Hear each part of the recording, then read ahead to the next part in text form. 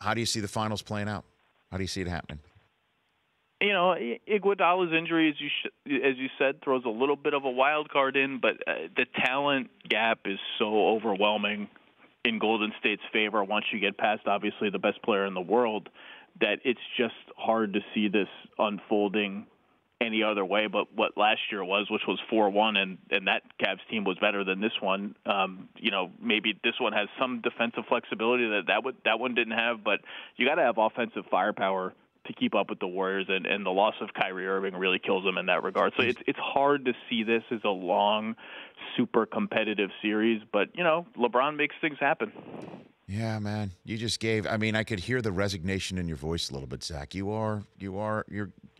got the fatigue. You got the Warriors fatigue and the Cavs coming to the party through an Eastern Conference that's not as good as the West.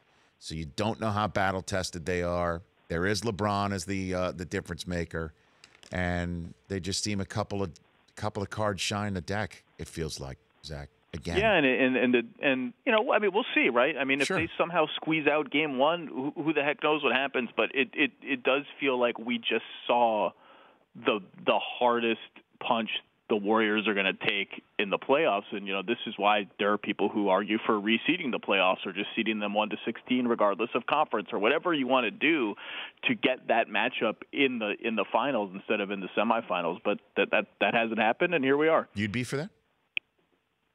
Say again? You would be for that? You'd sign for that? You know, I think to me it's more important to get the 16 best teams in the playoffs than the seeding aspect of it. I mean, Adam Silver has always said the travel and the unbalanced schedule are obstacles that are not solvable right now. There's certainly some truth in that. You know, you got a Portland-Miami first-round series followed by another one cross-country for the team that wins that is a problem.